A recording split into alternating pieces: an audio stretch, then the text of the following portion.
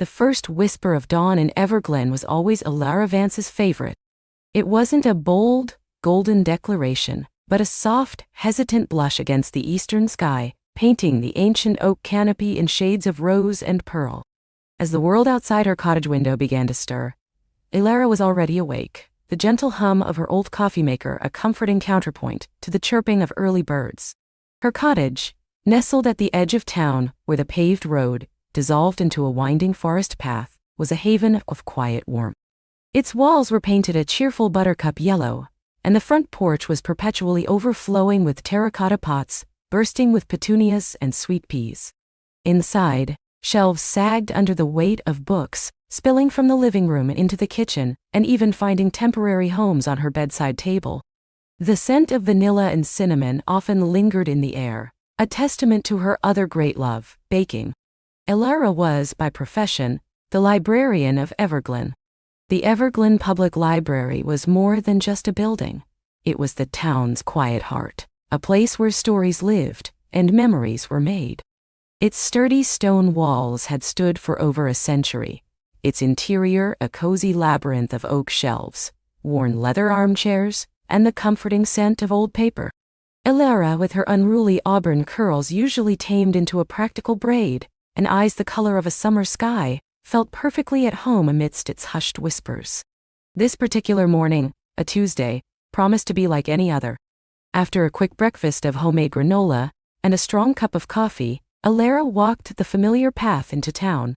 The air was crisp and clean, carrying the scent of pine and damp earth. Everglen was a town steeped in tradition, where the rhythm of life moved slowly, dictated by the seasons and the gentle flow of the Willow Creek that wound its way through the valley. It was a place where everyone knew everyone, and a new face was as rare and noteworthy as a comet. As she pushed open the heavy oak doors of the library, the cool, quiet air enveloped her like a familiar hug. She moved with practiced ease, turning on lights, arranging the day's new arrivals, and plumping cushions in the children's reading nook. Soon Mrs. Gable would arrive for her daily dose of historical fiction, followed by young Leo, eager to devour another fantasy epic. Elara loved these routines, the predictability of her days, the quiet satisfaction of connecting people with stories.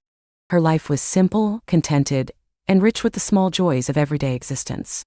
Yet, sometimes, late at night, a whisper of something more, something unknown and exhilarating, would flit through her thoughts, a fleeting wish for a story of her own that was yet to be written. The morning passed in a gentle blur of returned books, hushed conversations, and the soft rustle of turning pages. Mrs. Gable left with a stack of weighty tomes, and Leo departed, already lost in the adventures of a young wizard. Elara was reshelving a particularly thick volume on local history when the library door chimed, announcing a new arrival. She looked up, her fingers still resting on the spine of the book, and her breath hitched, just a fraction. Standing in the doorway was a man she had never seen before. This was, in Everglen, an event. He wasn't overtly striking, not in the way of a movie star, but there was a quiet intensity about him that drew the eye. He was tall, with broad shoulders encased in a well-worn tweed jacket that spoke of quality and comfort. His hair, dark as rich earth, was a little longer than most men in Everglen wore it, falling in a gentle wave across his forehead. But it was his eyes that held her. They were a deep, mossy green, observant and intelligent, with a hint of something deeper, a quiet melancholy that Elara, an avid reader of human expressions, immediately picked up on. A faint, almost imperceptible scar traced a line just above his left eyebrow, adding a touch of ruggedness to his otherwise composed features. He looked around the library, his gaze sweeping over the shelves, the reading nooks, the high-arched windows, as if taking in every detail. There was a sense of quiet reverence in his posture, a respect for the space, that Elara appreciated. He didn't seem lost or uncertain, but rather like someone who had found exactly where he intended to be. He eventually met her gaze, and a polite, almost shy smile touched his lips. It transformed his face, softening the intensity and revealing a surprising warmth. "Good morning," he said, his voice a low, pleasant baritone that seemed to resonate in the quiet space. "I hope I'm not disturbing anything." Elara, suddenly acutely aware of her practical apron and the faint smudges of flour on her cheek from her early morning baking, managed a smile. Not at all. Welcome to the Everglen Public Library. Can I help you find anything? He took a step further into the room, his eyes still scanning the shelves. I've just moved to Everglen, he explained. My name is Reese Kalin. He extended a hand, and Elara found herself taking it. His grip was firm, warm, and surprisingly gentle. Elara Vance, she replied, a little flustered, feeling a blush creep up her neck. It's lovely to meet you, Race. We don't get many new faces in Everglen, so it's quite a treat. She immediately regretted the last part, worried it sounded too provincial, too eager. But he just chuckled softly. So I've gathered, he said, his green eyes crinkling at the corners. It's peaceful here, exactly what I was looking for. He withdrew his hand, and Elara felt a small, unexpected chill where his warmth had been. I'm looking for anything on local history, local art, perhaps even some topographical maps of the area. I'm a sculptor, and I'm hoping to find inspiration in the local landscape, the natural forms. Elara's heart gave a little flutter. An artist? This was even more intriguing than she had imagined. Most newcomers to Everglen were retirees looking for quiet, or young families seeking a slower pace. A sculptor was an entirely different breed. Oh, wonderful, she exclaimed, her enthusiasm genuine. We have an excellent local history section and a surprising collection of books on regional artists. As for maps, I know we have some detailed topographical ones from the Historical Society collection. Let me show you. She led him to the back corner of the library, where the shelves housed Everglen's past. As she walked, she was aware of his presence beside her, the subtle scent of pine, and something else, something earthy and clean, that clung to him. She pointed out the relevant sections, pulling out a few key books, a tome on the history of the old mill, a beautifully illustrated volume on local flora and fauna, and a slim book showcasing the works of a well-known Everglen painter from the early 20th century. These should give you a good start, she said, carefully placing them on a nearby table. And if you're interested in the topographical maps, they're in the archives. I can fetch them for you, but they're not for circulation outside the library. That would be excellent, Reese said, his gaze lingering on the book she'd selected. Thank you, Elara. You've been incredibly helpful. He picked up the book on local flora, his thumb tracing the embossed title. Are you from Everglen originally? Born and raised, Elara confirmed, leaning against a bookshelf. My family has been here for generations. My grandmother used to tell me stories about when this library first opened. That's wonderful, he murmured, his eyes still on the book. To have such deep roots. I've moved around quite a bit. His tone was neutral, but Elara sensed a hint of wistfulness beneath it. And what brought you to Everglen? She ventured, a little bolder than usual. He finally looked up, his green eyes meeting hers. A need for quiet, for space to create, and a feeling that this place had something to say. He gave a small, self-deprecating smile. Sounds a bit dramatic, I suppose. Not at all, Elara countered, shaking her head. I think places do have stories, and some of them whisper to you. Everglen certainly does. She felt a strange kinship with him in that moment, a shared understanding of the subtle magic that permeated their small town. He picked up another book, a collection of photographs of Everglen through the decades. I'd like to sign up for a library card if possible. Of course, Elara said, moving back to the front desk. Just need a few details and some identification. As she processed his application, she learned his address, a small, secluded cabin by the Willow Creek, a place known locally as the Old Miller's Cottage, which had been empty for years. It was a beautiful spot, hidden away from the main road, surrounded by ancient willows and the sound of rushing water. It perfectly suited the quiet intensity of the man standing before her. He filled out the form with a neat, precise hand. His birth date revealed him to be a few years older than her, perhaps mid-30s. As he handed back the form, his fingers brushed hers again, sending another little jolt through her. Thank you, Elara, he said, accepting his newly minted library card and the stack of books. I appreciate your help. I imagine I'll be spending a fair bit of time here. I hope so, Elara found herself saying, a genuine smile spreading across her face. There's always a new story to discover. He offered her another one of his warm, quiet smiles, then turned and walked out of the library, the chime of the door a gentle echo in his wake. Elara stood by the desk watching the empty doorway, a strange mix of exhilaration and shyness bubbling within her. Rhys Callan. A sculptor. He appreciated quiet. He felt places had stories. And his eyes held a depth that spoke of untold tales. The library, which had felt perfectly complete just moments ago, now seemed to hold a new kind of anticipation, a faint, intriguing hum. She spent the rest of the afternoon in a pleasant haze, her thoughts drifting back to the new patron. She found herself imagining the miller's cottage, now inhabited by Rhys, the quiet sculptor. What kind of sculptures did he create? Would they be abstract, or figures, or something inspired by the very landscape she loved? She wondered if he would return tomorrow, or if his exploration of Everglen's stories would take him elsewhere for a while. Later, as she locked up the library for the evening, the sun was beginning its descent, painting the western sky in hues of orange and purple. The air was cooler now, carrying the scent of damp earth and the distant murmur of the Willow Creek. As she walked home, she found herself scanning the path to the miller's cottage, almost hoping to catch another glimpse of him. She didn't, but as she rounded the bend towards her own cozy home, she saw him. He was standing on the small wooden bridge that spanned the creek, a sketchbook clutched in one hand, his head tilted slightly as he gazed down at the swirling water. He seemed utterly absorbed, a part of the landscape, his stillness a stark contrast to the creek's endless movement. Elara hesitated, unsure whether to announce her presence or simply walk past. Her heart gave a little thump against her ribs. She decided on a quiet nod, a polite acknowledgement should he look up. As if sensing her presence, Rhys slowly turned his head.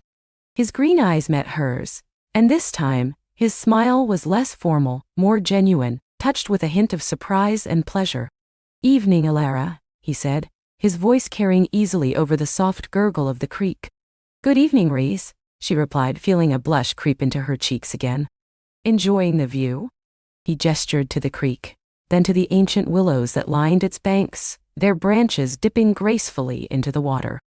"It's magnificent. So much life, so much movement. It's already giving me ideas." He held up his sketchbook, though she couldn't make out the details from this distance. "The creek has a way of doing that," Elara agreed, feeling a comfortable ease settle between them despite the briefness of their acquaintance. "It's one of Everglen's oldest storytellers." He nodded, his gaze returning to the water. "I can feel it." He paused, then added, "It was a productive first day, thanks to you." "I'm glad," Elara said, meaning it. She wished she had something more profound or witty to say, but the words seemed to catch in her throat. The setting sun cast long, soft shadows, painting the scene in a warm, ethereal glow. The moment felt suspended, fragile, and utterly lovely. "Well," she said finally, needing to break the quiet before it became too much. "I should get home. Dinner calls."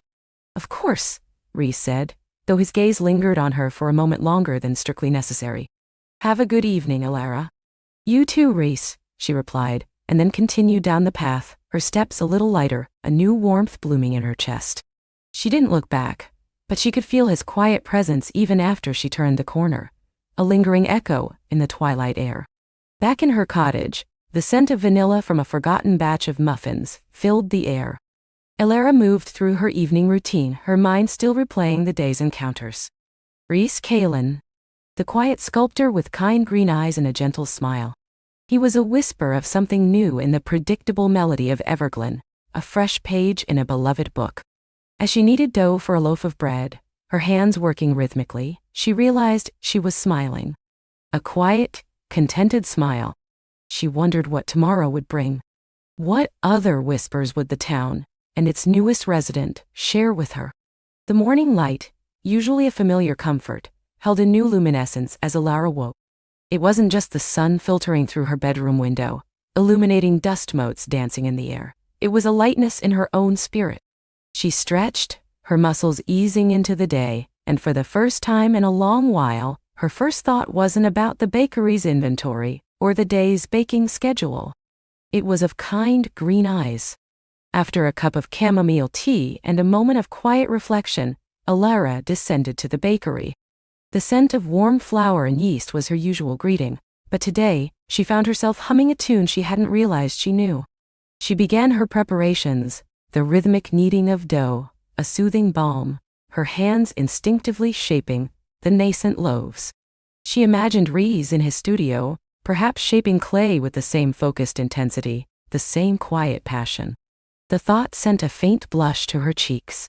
Later that morning, as the first rays of full sun warmed the cobblestone street outside the bakery, Elara was arranging a fresh display of cinnamon rolls. The bell above the door chimed and she looked up, her heart doing a little flutter kick. It was him.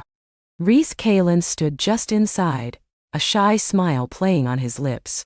He wore a simple, charcoal gray shirt that brought out the emerald in his eyes, and his dark hair was slightly tousled, as if he'd been running his hands through it. There was a smudge of clay on his cheek, a silent testament to his morning's work. It made him seem all the more real, all the more endearing. "Good morning, Elara," he said, his voice a low, pleasant rumble. "Your bakery smells incredible. I think I could live in here."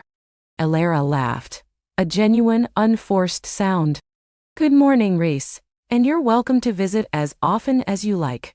What can I get for you today?" He approached the counter, his gaze sweeping over the pastries but lingering on her. "I'll take a large coffee, black, and what's that? The one with the swirl." He pointed to a cinnamon roll. "A cinnamon roll," she confirmed, picking one up with tongs, its glaze shimmering. Fresh out of the oven. As she poured his coffee, their hands brushed across the counter, a fleeting touch that sent a jolt through her. Reese didn't pull away immediately, his fingers lingering for a fraction of a second longer than necessary. He cleared his throat, a light flush appearing on his own cheeks. "So, how's the sculpting coming along?" Elara asked, trying to sound casual as she handed him his coffee and pastry. "It's good," he said, taking a sip of the hot coffee. "I'm working on a piece for the Everglen Community Garden. They want a representation of growth, resilience." He gestured vaguely. "Something organic, but strong." "That sounds wonderful," Elara said, genuinely intrigued. "I can imagine your work fitting perfectly there. Your pieces have a certain quiet strength." Reese looked surprised, then pleased. "You notice that?" "How could I not?"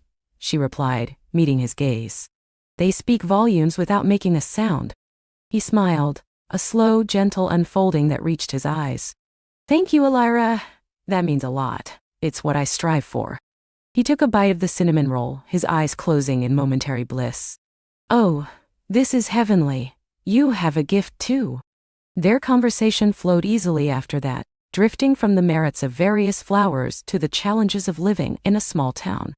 Reese spoke of his previous life in a bustling city, and how the quiet of Everglen was both a balm and a challenge.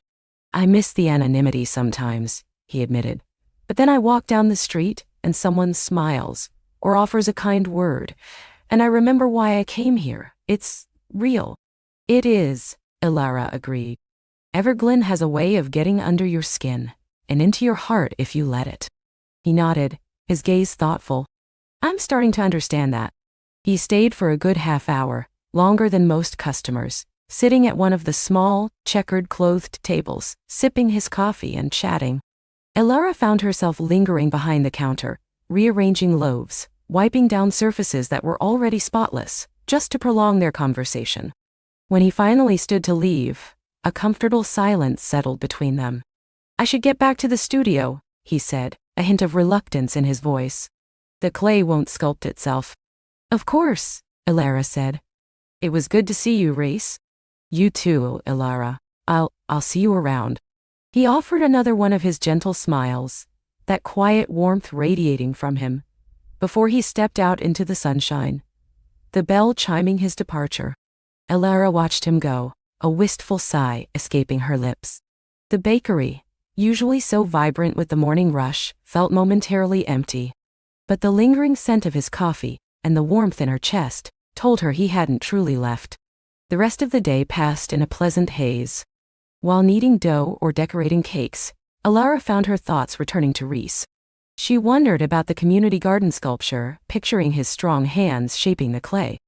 She thought about his quiet determination, his appreciation for the simple things, and the way his eyes lit up when he spoke of his art.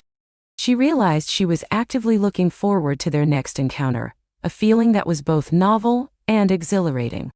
A few days later, a gentle rain fell on Everglen, washing the cobblestones clean and bringing out the earthy scent of wet leaves. Elara had a rare afternoon free, having finished her baking early. Restless and drawn by a curiosity she couldn't quite name, she put on her waterproof coat and boots and decided to take a walk towards the old mill, where Reese had set up his studio. She told herself she was merely stretching her legs, enjoying the fresh air. But deep down, she knew she hoped to catch a glimpse of him, perhaps even share a brief word. The mill, a weathered stone structure draped in ivy, stood nestled by the rushing creek. Smoke curled lazily from its chimney, a welcoming sign of life. As she approached, she heard the faint rhythmic sound of a hammer striking metal, or perhaps wood. Pushing open the heavy wooden door, she stepped into a large, airy space, filled with the scent of damp earth and something metallic. Reese was there just as she'd hoped, though not as she'd quite imagined. He stood before a tall wooden easel, not sculpting clay, but sketching with charcoal on a large sheet of paper. His brow was furrowed in concentration, his hands smudged, not with clay, but with the dark dust of charcoal. The rhythmic sound she'd heard was a small, ornate clock ticking on a nearby shelf. He looked up, startled by her presence, and his face broke into a surprised smile. "Elara, what a surprise! Come in out of the rain." "I hope I'm not disturbing you," she said, feeling a little self-conscious. "I was just out for a walk, and I remembered you were here." "Not at all," he said, wiping his hands on a nearby cloth. "I was just taking a break from the clay. Sometimes it helps to switch mediums to see the form differently." He gestured around the studio, which was a marvel of artistic chaos.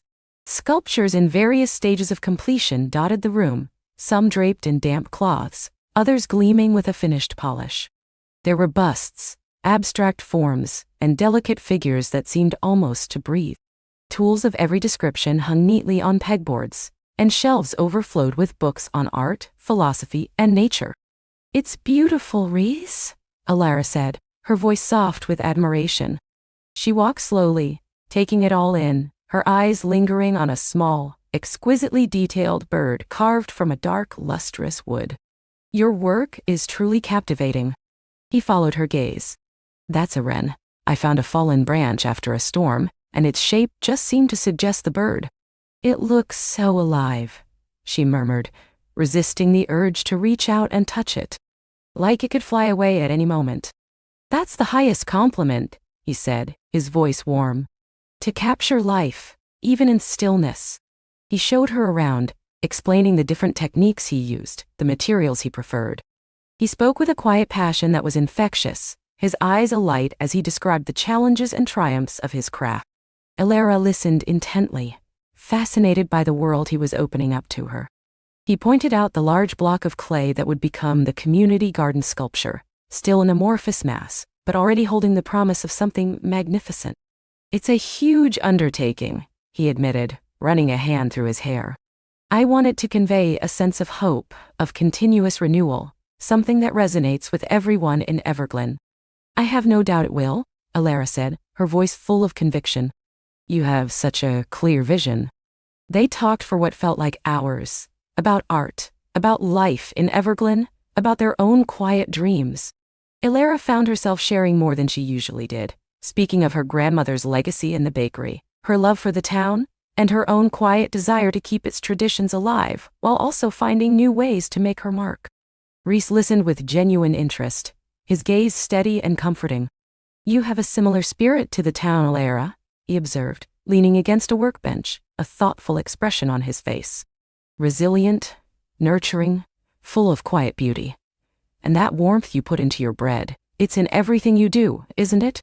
Elara felt a blush creep up her neck.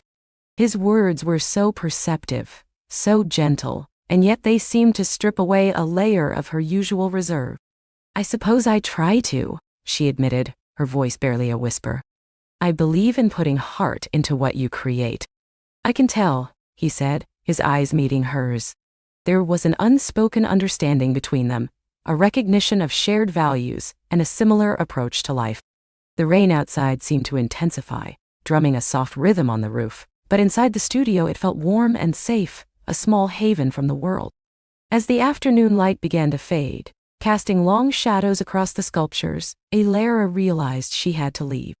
"I should let you get back to your work," she said, a pang of reluctance in her chest. "I enjoyed the company," Reese said, walking her to the door. "Thank you for visiting, Elara. It was good to share this with someone." "I enjoyed it immensely," she replied, a genuine smile on her face. "Please, don't be a stranger at the bakery." "I wouldn't dream of it," he promised, his eyes twinkling. Perhaps you'd like to see the progress on the garden sculpture sometime, or even offer some feedback?" "I'd like that very much, Reese," she said, her heart doing another quiet flutter. "I'd like that a lot." She stepped back out into the gentle drizzle, feeling lighter and brighter than before. The world seemed sharper, more vibrant. The quiet whispers of Everglen were indeed sharing something new with her, something precious and fragile, like a new shoot pushing through the soil. The following week brought more interactions, each one deepening the connection between them. Reese started making a habit of stopping by the bakery in the late afternoon, just after the main rush, when Elara had a moment to breathe. He'd buy a small pastry, a scone or a lemon tart, and a cup of tea, and they would sit together at the small table by the window, watching the town go by. These were moments of quiet intimacy. They talked about their day, shared observations about the townspeople, and sometimes simply sat in comfortable silence, enjoying each other's presence. Elara found herself looking forward to these daily visits, a warmth spreading through her whenever she heard the chime of the bell and saw his familiar figure. He had a way of listening that made her feel truly heard, truly seen. He didn't interrupt, didn't judge, just absorbed her words with a gentle attentiveness. One Tuesday, old Mrs. Gable, a spry woman with a twinkle in her eye and a penchant for gossip, noticed them. She purchased her usual rye bread and a gossip magazine, then paused. "Well now, Elara dear," she chirped, her eyes darting between Elara and Reese. "You two make a lovely picture sitting there, like two peas in a pod you are." Both Elara and Reese blushed, exchanging a quick, embarrassed smile. "Just enjoying a quiet moment, Mrs. Gable," Elara said, trying to sound nonchalant. "Indeed," Reese added, his voice a little strained. Mrs. Gable merely chuckled, her eyes sparkling. "Yes, a very quiet moment. Don't let me interrupt. Just remember, the best stories often start with a quiet moment." She winked conspiratorially before bustling out, leaving a trail of amused silence in her wake. Elara and Reese burst into laughter after she left, the tension easing. "Mrs. Gable certainly has a way with words," Elara giggled. "She certainly does," Reese agreed, still chuckling. "Though I'm not sure what kind of story she imagines is starting." Elara met his gaze, and for a moment, the laughter died, replaced by a soft, warm understanding. "Perhaps," she said quietly. A few days later, Reese invited Elara to join him for a walk in the woods behind the old mill, to gather some specific types of moss and fallen leaves he wanted to incorporate into the base of his sculpture. "It's a way to connect it more deeply to Everglen's natural landscape," he explained. Elara readily agreed. The afternoon was crisp and clear, the autumn air smelling of pine and damp earth. They walked side by side, their boots crunching on fallen leaves. Reese, usually so reserved, became animated, pointing out different species of trees, explaining the intricate ecosystems of the forest floor. He had a deep reverence for nature, a quiet understanding of its rhythms and beauty, and it was enchanting to witness. "See this moss?" he said, kneeling to gently touch a vibrant green patch on a rotting log. "It's called fairy-cut moss. Its tiny structures are like miniature chalices. I want to recreate that sense of delicate wonder." Elara knelt beside him, admiring the tiny, intricate patterns. "It's beautiful. I never noticed it before. Not like this." "Most people don't," he said, looking at her with a soft gaze. "But you have a way of seeing the beauty in the small details, Elara. I saw it in your bakery, in the way you arranged the pastries, the care you put into everything." Her heart warmed at his words. They continued their walk, collecting small treasures in a woven basket Reese had brought. He shared stories of his childhood, growing up near a similar forest, and how he used to spend hours just observing the world around him. Elara in turn spoke of her grandmother, the woman who had taught her everything about baking and about the heart of Everglen. She always said that a good loaf of bread, like a good life, needed patience, the right ingredients, and a little bit of magic, Elara recalled, a fond smile on her face. I think your grandmother was a very wise woman, Rhys said, his voice gentle. And I think you've inherited all of her best qualities. As the sun began its slow descent, painting the sky in hues of orange and purple, they found themselves at a clearing overlooking the winding river. The air was still, save for the gentle murmur of the water. They sat on a fallen log, their basket of moss and leaves between them, a comfortable silence settling over them. Thank you for today, Rhys, Elara said, breaking the quiet. It was lovely. I haven't spent an afternoon like this in years. He turned to her, his green eyes reflecting the last rays of sunlight. Thank you, Elara. Your company is refreshing. It makes the world feel a little brighter. His words, simple and sincere, sent a ripple of warmth through her. She felt seen, truly seen, in a way she hadn't experienced before. She looked at him, at the quiet strength in his profile, the gentle curve of his lips, and realized how deeply she was coming to appreciate the quiet sculptor with kind green eyes.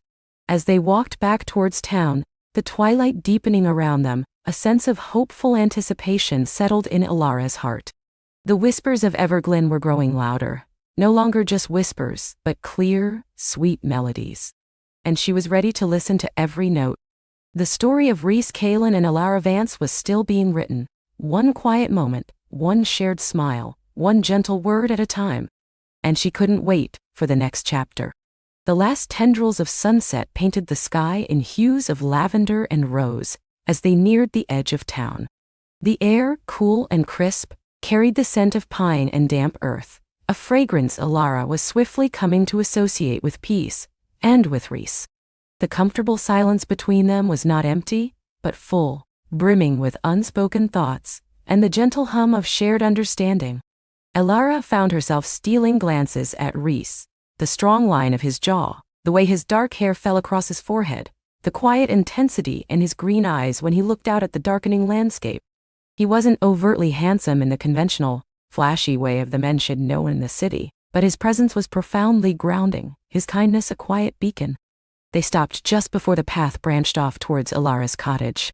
A faint light glowed in her window, a welcoming warmth in the deepening twilight. Rhys turned to face her, his hands tucked into his pockets, a faint, almost shy smile playing on his lips. Thank you, Elara, he said, his voice a low murmur that seemed to perfectly suit the quiet evening. For sharing your afternoon. Thank you, Rhys, she replied, the words coming easily, sincerely. It was wonderful. I feel like I'm finally starting to understand what everyone means about the whispers. She gestured vaguely towards the surrounding woods. He chuckled softly, a warm sound that resonated deep within her. They're always there if you listen. Sometimes they're louder than others. His gaze lingered on hers, a silent question, a shared moment of connection that stretched and deepened. The air between them crackled with an unspoken energy, a delicate thread weaving them closer. Elara felt a blush creep up her cheeks, a sensation she hadn't experienced in years. It was a pleasant warmth, not embarrassment, but a tingling awareness of the man before her. He took a small step closer, and for a fleeting moment, Elara thought he might reach for her hand, or perhaps even lean in. Her heart gave a hopeful flutter. But then he simply dipped his head, a gesture of quiet respect. Good night, Elara. Good night, Rhys, she managed, her voice a little breathy. He turned and walked away, his silhouette blending quickly with the shadows of the path. Elara watched him until he disappeared, then slowly made her way to her cottage. Inside, the familiar scent of old wood and dried herbs greeted her. She lit a lamp, the soft glow chasing away the last of the day's shadows. The cottage, once a quiet refuge, now felt different. It felt like a home, a place where new feelings could blossom. She moved through her evening routine in a haze of contented reflection. Every shared glance, every quiet word, every moment of comfortable silence played back in her mind. The whispers of Everglen had indeed grown louder, But now she realized they weren't just the sounds of the forest. They were the subtle stirrings within her own heart, a quiet melody composed of hope and burgeoning affection. She fell asleep that night with a soft smile on her face, dreaming of green eyes and the scent of pine. Vim. The next morning, Elara awoke with a lightness in her step she hadn't known since moving to Everglen. The sun, a cheerful herald, streamed through her window, illuminating dust motes dancing in the air. After a quick breakfast, she headed straight for her nursery, eager to check on her plants. The air inside was humid and fragrant, a symphony of chlorophyll and damp soil. As she tended to a row of young sprouts, carefully misting their delicate leaves, she found herself truly seeing them, not just as botanical specimens, but as living, breathing entities, interconnected with the very earth beneath Everglen. A small, vibrant bluebell, one she hadn't noticed before, had bloomed overnight in a pot of ferns she was cultivating. Its delicate petals seemed to pulse with a soft inner light. Elara knelt, admiring its unexpected beauty. It felt like a small gift, a confirmation of the whispers, a gentle nod from the spirit of Everglen itself. Later that morning, as she was repotting some particularly tenacious wild roses, a soft knock sounded at her nursery door. Her heart gave a little leap. It was Rhys. He stood there, a small wooden box held carefully in his hands, a shy smile gracing his lips. "Good morning, Elara," he said, his voice calm and steady. "I hope I'm not disturbing you." "Not at all, Rhys. Come in." She wiped her hands on her apron, a sudden awareness of her dirt-smudged face and soil-stained clothes. But Rhys's gaze held no judgment, only warmth.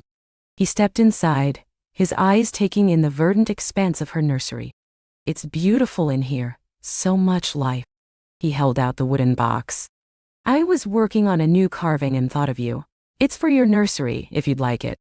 Elara took the box, her fingers brushing against his as she accepted it. The wood was smooth and cool beneath her touch. She opened it to find a meticulously carved wooden trellis, no bigger than her hand, intricately designed with twisting vines and tiny, budding leaves. Nestled within the leaves were miniature, almost microscopic, carvings of the bluebell she had just admired. It was exquisite, a piece of art that perfectly blended her passion with his skill. "Rhys?"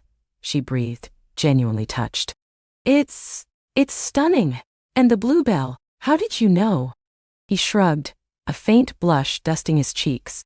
"Just a feeling. I often see things in the woods and they find their way into my work." He didn't elaborate, but Elara understood. It was part of his connection to Everglen, his intuitive understanding of its subtle magic. "It's perfect," she said, her voice thick with emotion. "Thank you. I'll find the perfect place for it."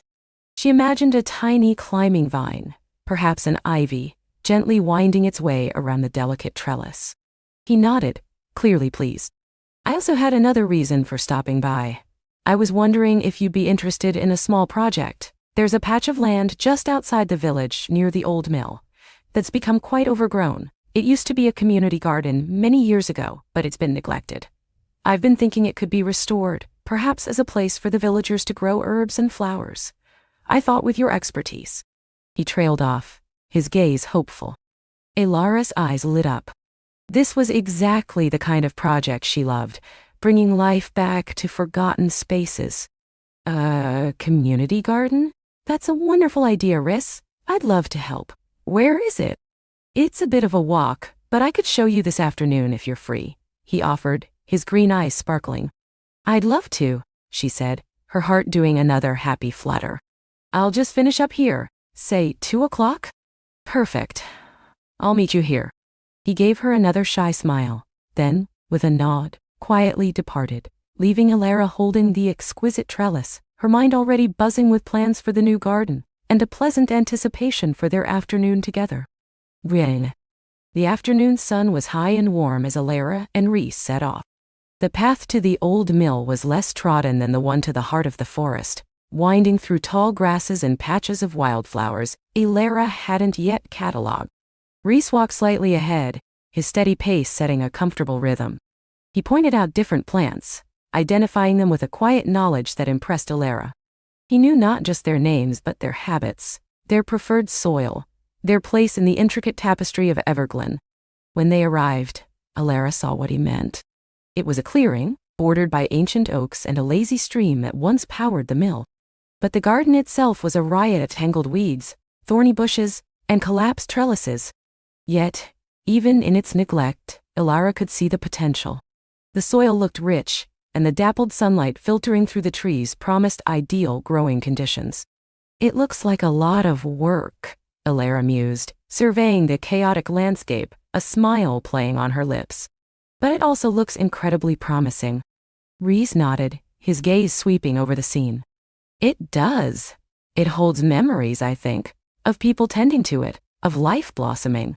He walked to a crumbling stone wall, tracing its weathered surface with his fingers. My grandmother used to tell me stories about this garden. She said it was where the villagers gathered for celebrations, where the children played amongst the sunflowers. Elara felt a pang of connection to the past, to the generations who had lived and loved in Everglen. We can bring it back, she declared, a renewed sense of purpose filling her. It will take time and effort, but it will be worth it. They spent the next hour simply walking the perimeter, discussing possibilities.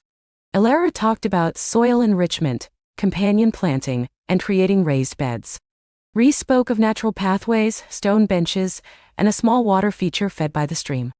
Their ideas flowed together effortlessly, a harmonious blend of practical horticulture and artistic vision.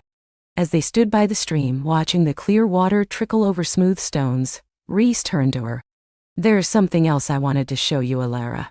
Not far from here. It's a special place, where the whispers are very loud. Elara's curiosity was piqued. Lead the way. He led her deeper into the woods, following a barely visible deer trail. The trees grew taller here, their branches intertwining overhead to form a natural cathedral. The air grew cooler, imbued with the scent of moss and ancient wood. The sounds of the outside world faded, replaced by a profound stillness, broken only by the gentle rustle of leaves and the distant murmur of the stream. They came upon a hidden grove, a circular clearing bathed in an ethereal, soft green light filtering through the canopy. In the center stood an ancient oak, its trunk massive and gnarled, its branches reaching skyward like supplicating arms.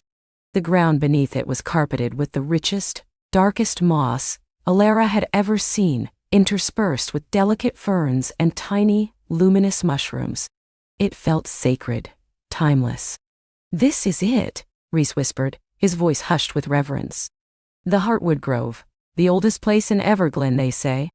Elara felt a profound sense of awe wash over her. It wasn't just the beauty, it was something deeper, a vibration in the air, a hum beneath her feet. The whispers weren't just melodies here, they were a symphony, a chorus of ancient voices murmuring through the leaves, through the very roots of the earth. She could almost feel the life force of the grove, a gentle, powerful pulse.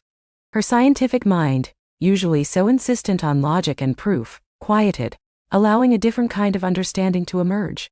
She reached out, touching the rough bark of the ancient oak.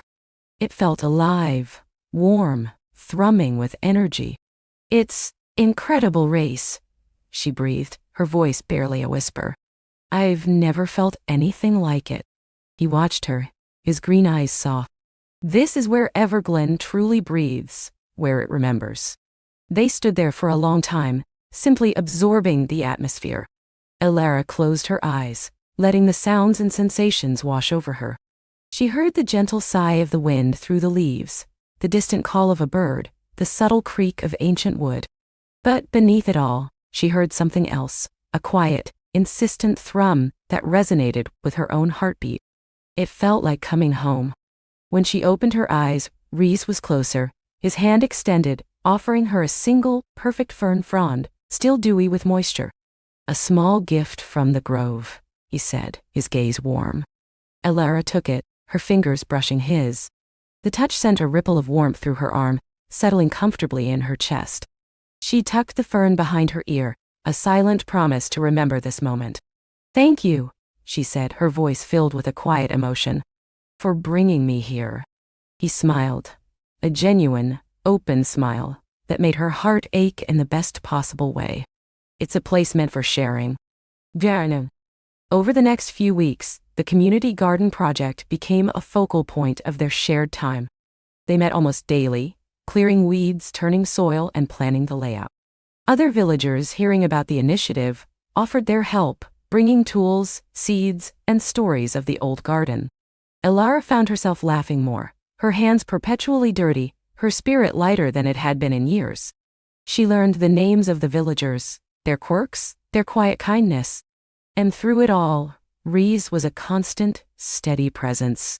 He worked with a quiet efficiency, his strength evident in the way he effortlessly cleared stubborn roots or moved heavy stones. He listened attentively to Elara's ideas, offering his own insights with a gentle wisdom. They found a rhythm working together, a seamless dance of effort and cooperation. Sometimes, their hands would brush as they reached for the same tool, sending a jolt of pleasant awareness through Elara. One afternoon, as they were digging a new flower bed, Elara paused, wiping a bead of sweat from her brow. "You know, Reese," she began, her voice thoughtful, "I used to think I needed the hustle and bustle of the city, the constant stimulation, that quiet places like Everglen would make me restless." He leaned on his shovel, his green eyes meeting hers. "And now?" She smiled, a genuine, heartfelt smile. "No, I feel like I'm finally breathing, like I'm where I'm supposed to be. The city feels distant, almost like a dream." She paused, then added, a hint of vulnerability in her voice. "Sometimes I worry, though. What if I lose this feeling? What if I slip back into old habits, old ways of thinking?" Ria's gaze was gentle, reassuring. "Everglen has a way of holding on to you, Elara, and you've opened yourself to it. That's the most important part. You're not just observing it, you're becoming a part of it."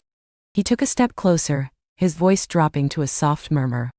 "And even if you falter, you won't be alone. There are always hands here to help steady you." His gaze held hers, a silent promise of support. Elara felt a lump form in her throat. His words were a balm to a part of her she hadn't realized was still anxious, still uncertain. "Thank you, Reese," she whispered, her eyes shining with unshed tears. "That means a lot." He simply nodded, then, in a rare, unprompted gesture, reached out and gently brushed a stray strand of hair from her face, his touch light and comforting. The simple contact sent a shiver through Elara, a sweet longing blossoming in her chest. It was a moment of profound intimacy, a silent acknowledgement of the growing bond between them. That evening, as they packed up their tools, Reese surprised her with an invitation. "The stars are particularly bright tonight, Elara. Would you like to come to my workshop after dinner? I have a telescope and a good spot to watch from." Elara's heart skipped a beat. A visit to his workshop, a glimpse into his private world, and a shared moment under the stars. "I'd love to, Reese," she said, her voice soft. "I'll be there." Really? The air was crisp and cool when Elara arrived at Reese's workshop later that night. A warm, inviting glow emanated from the windows, and the scent of wood smoke mingled with the faint aroma of sawdust and something earthy she couldn't quite place. She knocked gently, and the door opened almost immediately. Reese stood in the doorway, a soft lamp casting a golden glow on his face. He'd changed into a clean flannel shirt, his hair still slightly damp as if he'd just washed. He looked handsome, in a rugged, understated way that made Elara's stomach do a little flip. "Come in, Elara," he said, stepping aside. His workshop was just as she imagined, organized chaos. Tools hung neatly on pegboards, shelves overflowed with blocks of wood, and half-finished carvings sat on various surfaces, each a testament to his quiet skill. A large, intricate wooden sculpture of a soaring hawk dominated one corner, its wings outstretched as if caught in mid-flight. "Your work is beautiful, Raze," she said, genuinely awed. She walked over to the hawk, admiring the intricate details of its feathers, the fierce grace of its form. He watched her, a pleased expression on his face. "Thank you. I find inspiration in the forest, in the creatures that call Everglen home." He led her to a small enclosed porch at the back of the workshop. A sturdy telescope stood ready, pointed at the inky canvas of the night sky. He offered her a mug of fragrant herbal tea, its warmth seeping into her hands. They settled onto a wooden bench, the silence between them comfortable and easy. "There's a meteor shower tonight," he explained, his voice hushed. "Small, but lovely." He adjusted the telescope, then gestured for her to look. Elara leaned in, her eye to the lens, and gasped. The night sky exploded into a dazzling display of stars, each one a pinprick of brilliant light. Nebulae swirled in vibrant colors, and distant galaxies glimmered like scattered jewels. And then, a streak of light, a fleeting whisper across the cosmic expanse, a tiny meteor, burning bright before vanishing. "It's breathtaking, Race," she murmured, pulling away from the eyepiece, her heart full. "I've never seen anything like it." He smiled, a quiet joy in his eyes. The universe has its own whispers, too. They took turns at the telescope, marveling at the wonders of the cosmos. As the night deepened, a comfortable warmth settled between them. Elara felt a profound sense of peace, a feeling of belonging that extended beyond Everglen, to the very stars above. Later, as the meteor shower began to wane, they sat side by side on the bench, simply looking up at the vast expanse with the naked eye. The air was cool, and Elara shivered slightly. Without a word, Rhys reached for a thick woven blanket draped over a chair and gently placed it around her shoulders. His fingers brushed her neck as he adjusted it, sending a warmth through her that had nothing to do with the wool. "Thank you," she whispered, leaning into the soft comfort of the blanket and subtly, into the warmth of his presence. He didn't respond with words, but his hand lingered on her shoulder for a moment longer than necessary, a silent gesture of care. Elara felt a sweet ache in her chest, a yearning for something more, something deeper. She wanted to reach out to take his hand, to bridge the small distance between them. But she hesitated, not wanting to break the delicate spell of the moment. The hours slipped by, punctuated by quiet observations about the stars, soft sips of tea, and long, comfortable silences. Elara felt a profound sense of contentment, a feeling that she was exactly where she was meant to be, with exactly the person she was meant to be with. The city, with its noise and its demands, felt like a distant planet. Everglen, with its quiet magic and its gentle sculptor, was her new constellation. As the first faint blush of dawn began to touch the eastern horizon, painting the sky with soft grays and blues, Elara knew it was time to go. She turned to Rhys, her heart full. "Thank you, Rhys," she said, her voice soft with emotion. "For everything. For the grove, for the garden, for the stars." He met her gaze, his green eyes luminous in the dim light.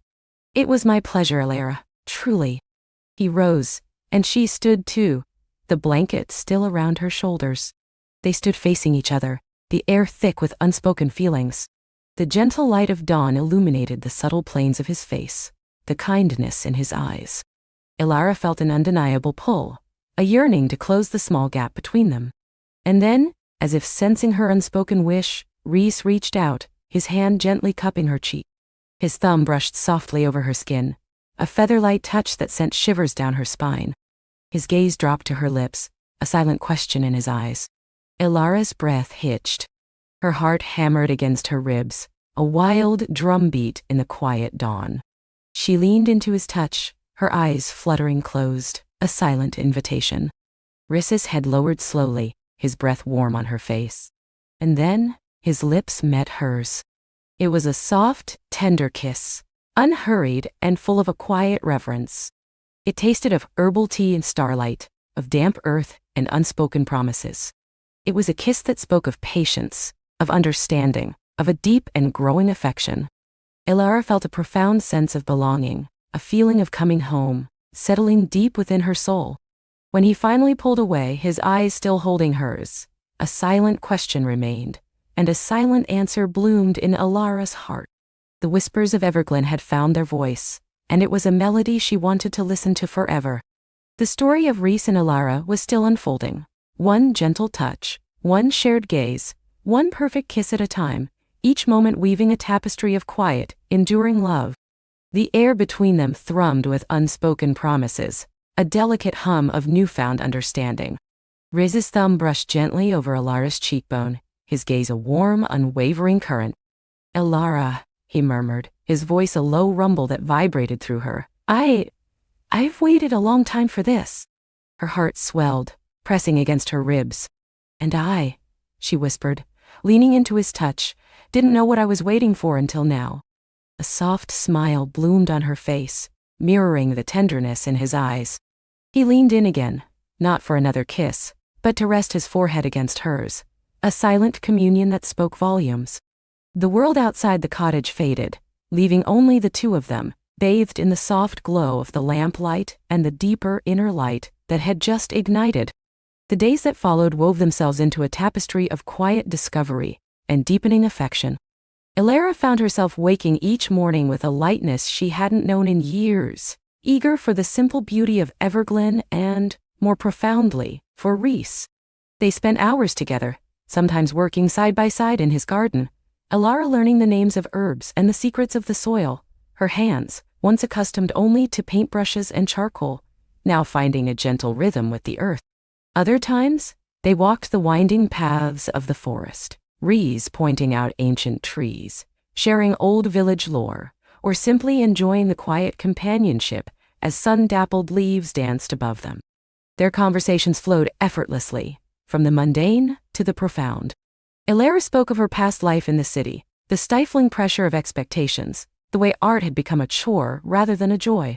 Rhys listened, his presence a comforting anchor, never judging, only understanding. He in turn shared more of his own story, the loss of his family, the quiet grief that had shaped his solitary life, and the profound peace he found in the land.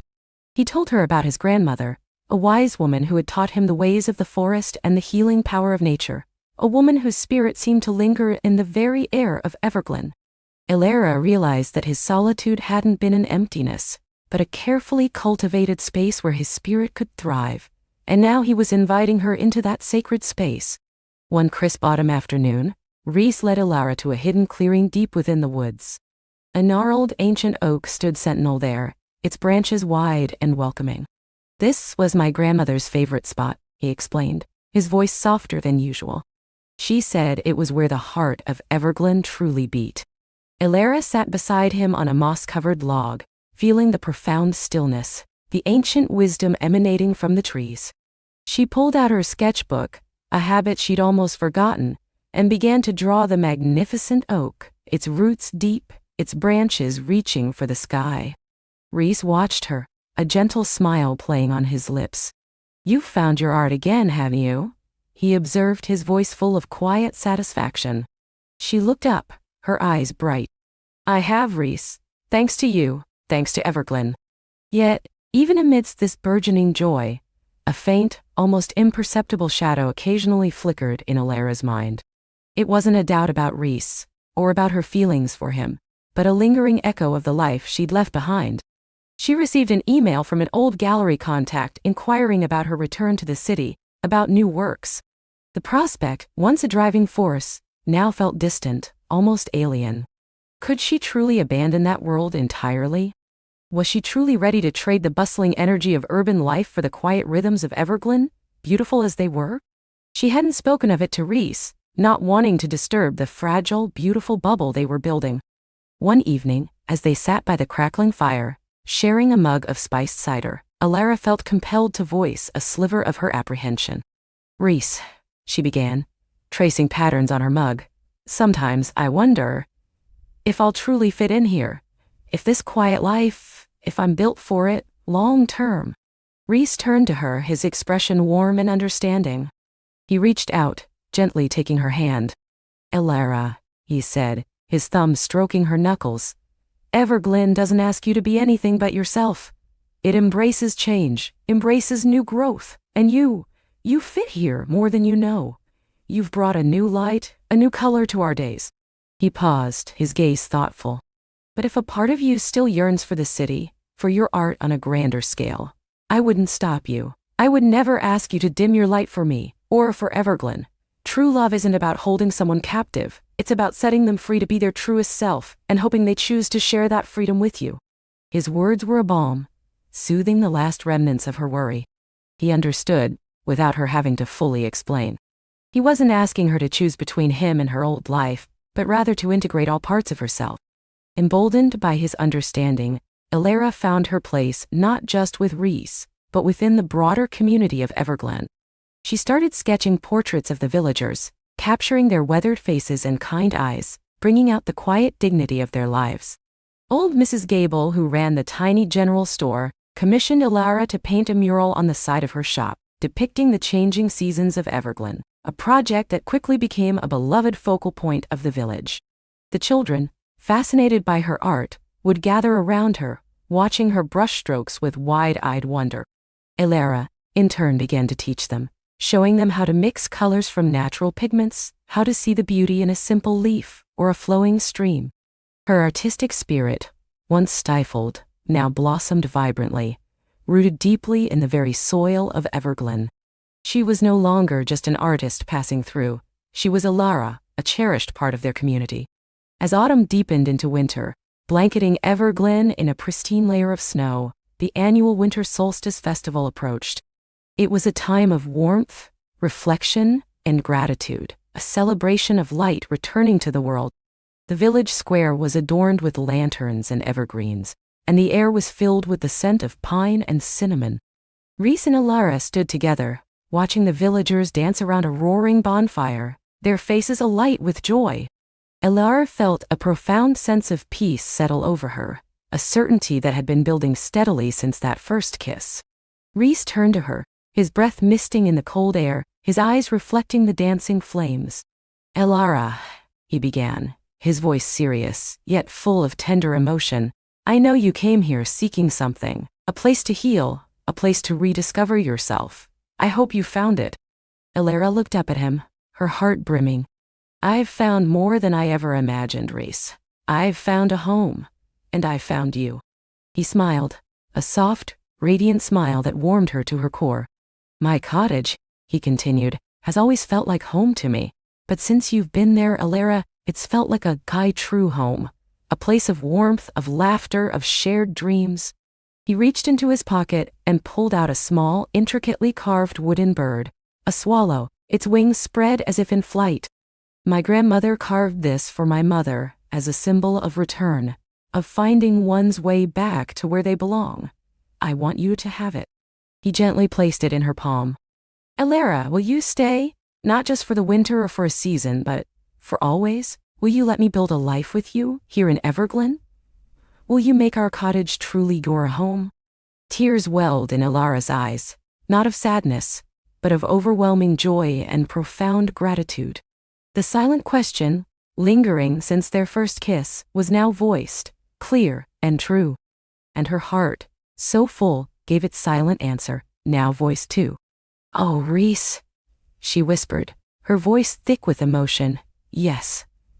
1,000 times, yes."